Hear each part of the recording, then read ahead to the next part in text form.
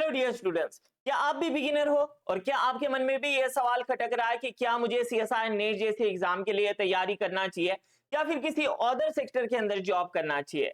तो जानते हैं इस वीडियो में कि आखिर सीएसआई नेट के एग्जाम की तैयारी क्यों करना चाहिए और क्या इसके बेनिफिट्स है। तो ये वीडियो आप सबके लिए बहुत ज्यादा इंपॉर्टेंट रहने वाला है, तो इसे स्किप बिल्कुल भी ना करें। वन बाय वन हम सारे बेनिफिट्स को देखेंगे, बस आपको शुरू से लेकर आखिर तक ये वीडियो को देखना है। अगर आपको वीडियो अच्छा लगा तो लाइक जरूर करें, ठीक है। सबसे पहले अगर हम बेनिफिट्स की बात करें तो अगर आप सीएसआई नेट एग्जाम क्वालिफाई करते हो तो यहाँ पर आपको टीचिंग पोजीशंस के लिए आप एलिजिबल हो जाते हैं। सबसे पहले गवर्नमेंट इंस्टीट्यूट के बारे में जानते हैं। सीएसआई नेट जेआरएफ क्वालिफिकेशन या फिर आप सीएसआई नेट एलएसबी अगर क्वालिफाई होते हैं तो आप कोई भी यूनिवर्सिटीज या फिर कॉलेजेस में जो गवर्नमेंट थ्रू असिस्टेंट प्रोफेसर के लिए जो वैकेंसीज रिक्रूटमेंट होती है तो उस पोस्ट के लिए आप एलिजिबल है, हाँ आप उसे अप्लाई कर सकते हैं। और आप सब जानते हैं कि असिस्टेंट प्रोफेसर ये एक क्लास 1 की पोस्ट होती है जिसकी पे स्केल कुछ 85,000 से 90,000 तक आपको देखने मिलती है, ठीक है। तो बहुत अच्छी अपॉर्चुनिटी है गवर्नमेंट इंस्टीट्यूट के अंदर। अभी आप देख रहे हो कि बहुत सारे वैकेंसीज आते रहते हैं, रिक्रूटमेंट आते रहते हैं, ठीक है। कोई बात नहीं, अगर गवर्नमेंट इंस्टीट्यूट में नहीं हो पाता है, मान लो अगर गवर्नमेंट इंस्टीट्यूट में नहीं हो पाता था तो आप प्राइवेट इंस्टीट्यूट या फिर कॉलेज के अंदर अप्लाई कर सकते हैं। जैसे बहुत सारे गवर्नमेंट इंस्टीट्यूट बहुत कम नजर आते हैं, लेकिन हाँ प्राइवेट के अंदर आप अच्छा खासा यहाँ पर आप अपना करियर बना सकते हैं। जैसे आप देखते हो कि जितने भी इंस्टीट्यूट है, जैसे हमारा जो भी हमारी प्रिपरेशंस के जो भी टीचिंग इंस्टीट्यूट्स होते हैं, जैसे हमारा टेक्स्ट बुक है, बाकी अदर जो कॉम्पिटिटिव एग्जाम के इंस्टीट्यूट है, बाकी कॉलेजेस भी होते हैं जो प्राइवेट है, जहां पर आपने एमएससी किया होगा वो भी प्राइवेट कॉलेज ही होगा क्योंकि गवर्नमेंट कॉलेज बहुत कम है। तो वो कॉलेज के अंदर भी आप अप्लाई कर सकते हैं टीचिंग पोजीशंस के लिए, उसके लिए भी आप एलिजिबल माने जाएंगे अगर आप सीएसआई नेट एग्जाम क्वालिफाई करते हो, ठीक है। उसके लिए भी आपको अच्छा पे स्केल मिलेगा। देखो नेक्स्ट नेक्स्ट बेनिफिट्स की अगर हम बात करें तो रिसर्च फेलोशिप, ठीक है। अगर आप CSI net exam JRF qualify करते हो तो उसके लिए गवर्नमेंट आपको प्रोवाइड कराता है फेलोशिप। जेआरएफ का लॉन्ग फॉर्म ये होता है जूनियर रिसर्च फेलोशिप। देखो हमारी एमएससी हो जाती है, हमारी एमएससी होने के बाद में मतलब हमारी एज कुछ 24-25 के अराउंड हो जाती है, कुछ इतनी हमारी एज हो जाती है 23-24-25। और हम हमारे से घर वालों को बहुत ज्यादा उम्मीदें रहती है कि ये अब कहाँ पर जॉब लगेगा और थोड़ा फाइनेंशियल सपोर्ट हमें मिल जाएगा, ठीक है। और बिल्कुल होना भी चाहिए क्योंकि अब इस एज पर आ जाते हैं कि घर वाले हमसे एक्सपेक्ट करते हैं और हमारी भी जिम्मेदारी बनती है कि अब उन्हें थोड़ा सा सपोर्ट दे, फाइनेंशियल सपोर्ट।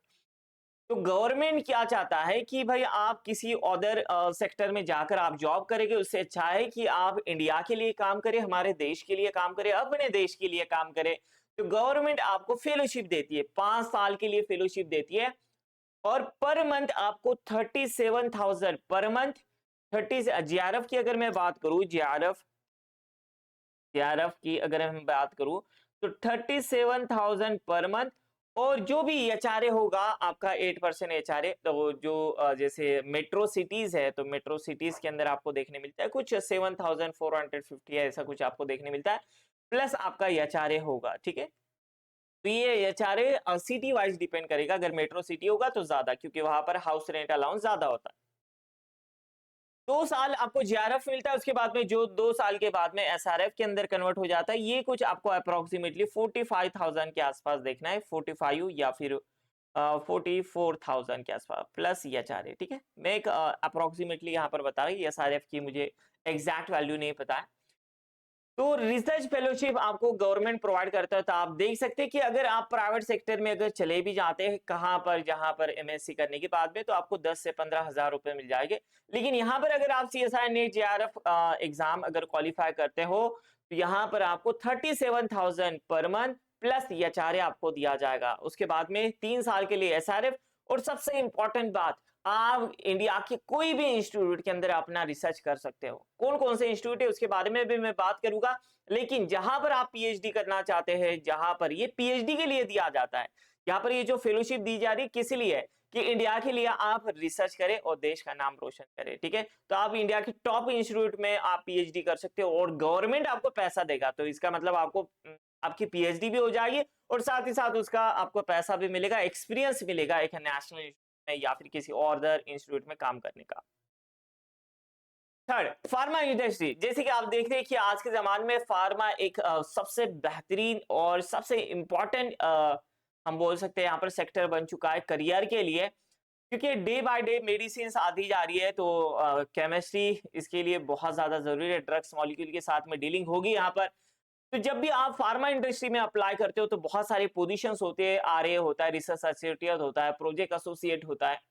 तो यहाँ पर अगर आपके पास सीएसआई नेट एग्जाम क्वालिफाई होता है तो सीएसआई नेट एग्जाम की तैयारी करना, उसके बाद में क्वालिफिकेशन करना, इसका मतलब आपके पास केमिस्ट्री का नॉलेज है, इसीलिए तो आपने क्वालिफाई किया है ना। तो फार्मा इंडस्ट्री उसे सबसे पहले प्रेफरेंस देते हैं और उसका पे स्केल भी आपको अच्छा देखने मिलता है एज कम्पेयर टू अदर। ठीक है, फार्मा इंडस्ट्री जैसे जो टॉप इंस्टीट्यूट है जैसे सिप्ला है, सिंजीन है, उसके बाद में आपके केम वेदा है, जितने भी टॉप इंस्टीट्यूट है उसके अंदर आपको ज्यादातर नेट वाले को प्रेफरेंस दिया जाता है। ठीक है, तो इसमें भी आपको अच्छा पे स्केल और एक अच्छी पोजीशंस मिलेगी।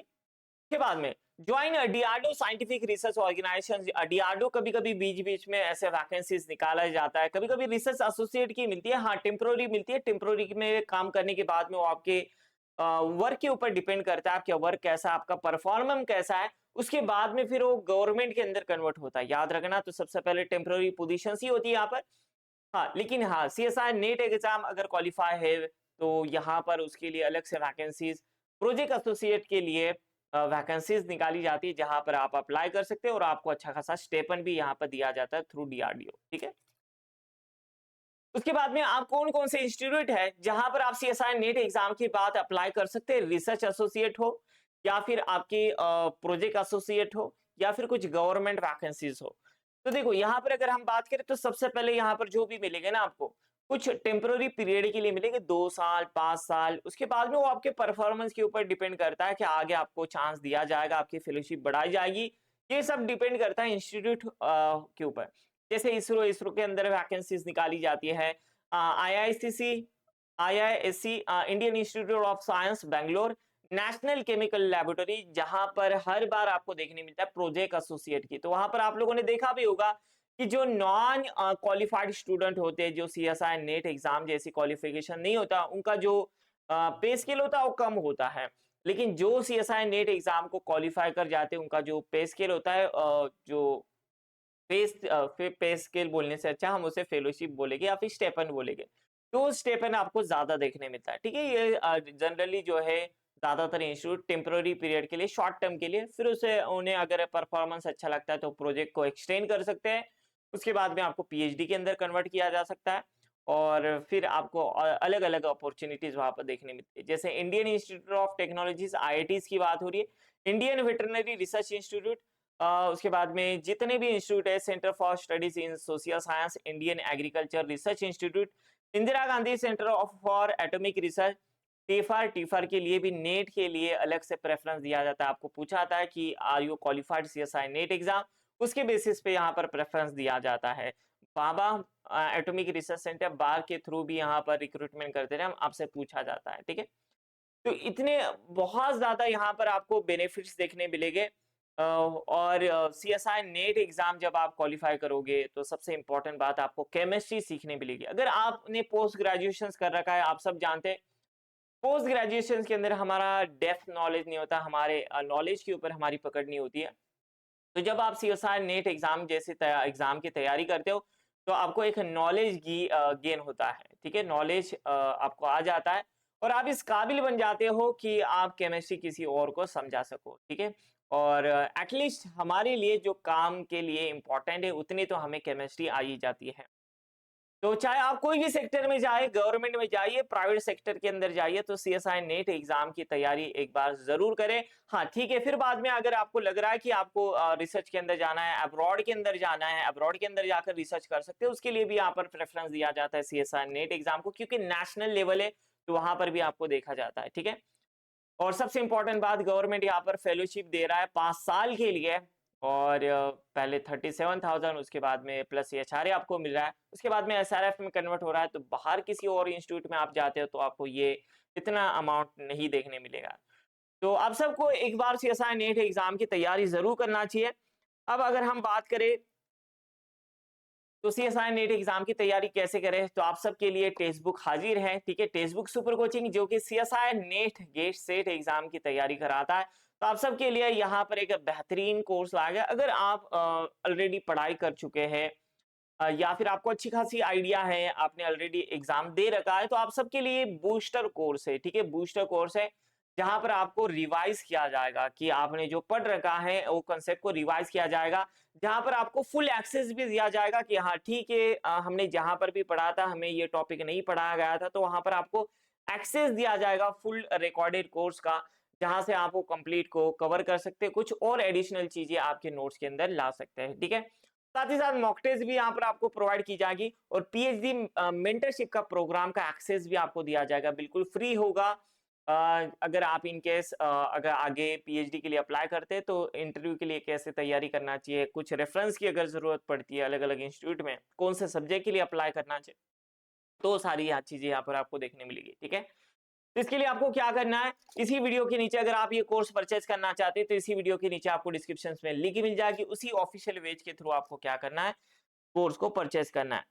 आपको प्रोमो कोड यूज करना है ARFAZ। अगर आप इस कोर्स के अंदर एक्स्ट्रा डिस्काउंट पाना चाहते हैं तो फैकल्टी का प्रोमो कोड यूज कीजिए ARFAZ कैपिटल, आपको एक्स्ट्रा डिस्काउंट मिल जाएगा। ठीक है, तो मुझे उम्मीद है, आई होप आप सबको सारी चीज अच्छे से समझ में आई। तो एक बार सीएसआई नेट की एग्जाम की तैयारी जरूर करना चाहिए, ताकि बाद में जाकर हमें दुख ना हो कि काश मैं उस वक्त सीएसआई नेट की एग्जाम की तैयारी कर लेता, तो आज मैं ए पोजीशंस पर नहीं होता। ठीक है, तो अगर आप 6 मंथ्स को अच्छे से सिंसियरली और कंसिस्टेंसी देते हो, तो मुझे नहीं लगता कि सीएसआई नेट एग्जाम को क्रैक करना मुश्किल, ज्यादा से ज्यादा मैक्स टू मैक्स 1 साल। ठीक है, चलो तो अपने दोस्तों के साथ में इसे शेयर करें और आप अपना डिसीजन ले सकते हैं। Thank you so much for watching guys and happy learning. Take care everyone and see you again in the next video.